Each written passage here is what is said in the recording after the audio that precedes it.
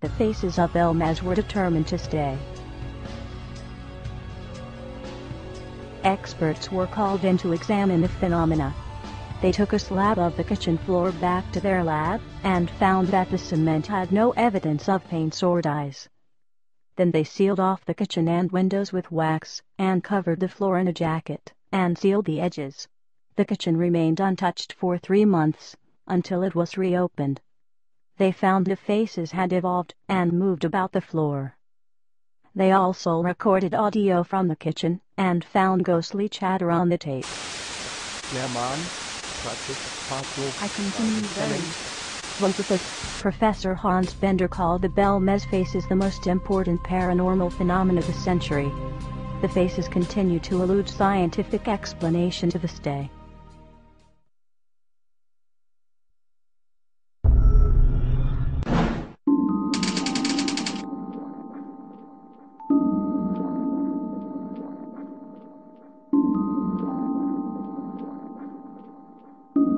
Guillaume Sykes-Odell had a terrible time with his house, which was at one time reported to be the most haunted house in American history. His parents died a horrible death in their home, when a local teenage boy murdered them. It turned out he'd once had a crush on Odell's mother, a former high school teacher. After killing Guillaume's parents, the teenager killed himself. This happened just after Guillaume graduated from Purdue University in northern Indiana. Shocked and distressed, the young man became a shut-in at his home. It was like everything changed. The air in the house was different. Then I started to hear the voices. A frightened Guillaume told a local newspaper reporter years later. Guillaume tried to ignore the problem, and, as a chemistry student, set up a laboratory in his basement. His parents' death left him not only with pain, but a fortune as well. Guillaume never needed to work a day in his life. This left him lots of time to get acquainted with the ghosts, who kept him company. Occasionally he heard his mother's gentle humming from her rocking chair. At other times, he felt the comforting hand of his father on his shoulder. Then there were times when Guillaume felt chilled to the bone. He feared for his life most of the time.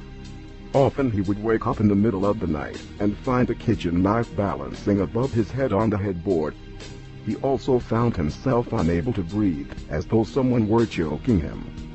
Surely, this was the work of a teenager. Guillaume had had enough. He contacted a scientist back at his university, who he knew was interested in the paranormal. The man instructed him to study the ghosts, and suggested that he come up with a concoction to keep the ghosts at bay. Believing that there was an element that could push lost souls towards the other side, he insisted that Guillaume look towards chemistry to find the answer. After burning his eyelashes off and working for weeks in solitude, Guillaume came up from his basement with what we know today as paint thinner. However, he called it ghost tonic. He felt he'd found his miracle potion, because when he splashed it on the walls, the paint would fade and run, often in the shape of the phantoms he'd seen. Maybe just because of his delirium, or maybe from the fumes, it seemed to make sense to him. He insisted to those around him that the smell of the tonic, when it made contact with the surface, was the smell of dead ghost. Guillaume ended up selling his concoction to another wealthy classmate, who made his fortune selling paint, and giving away a bottle of the ghost tonic, or paint thinner, as it came to be called, with every purchase.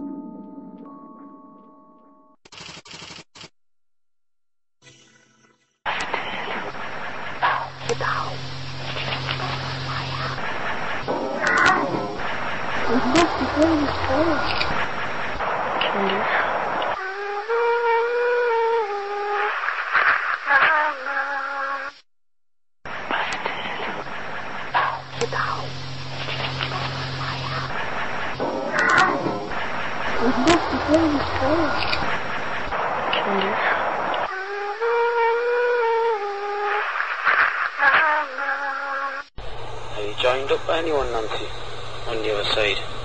Are you with your parents or anything?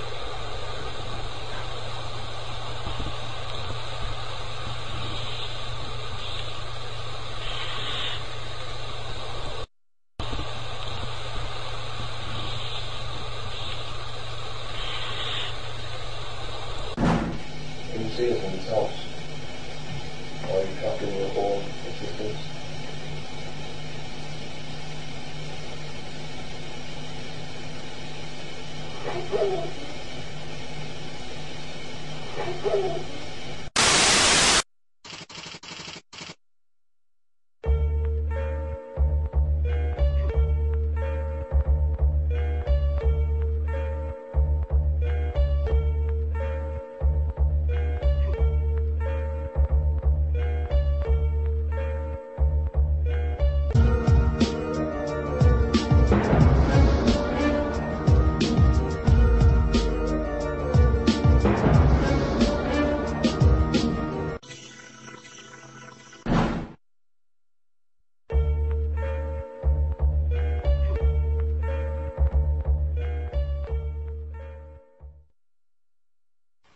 Can you close that door for us? It's me. Roger. Here. Watch.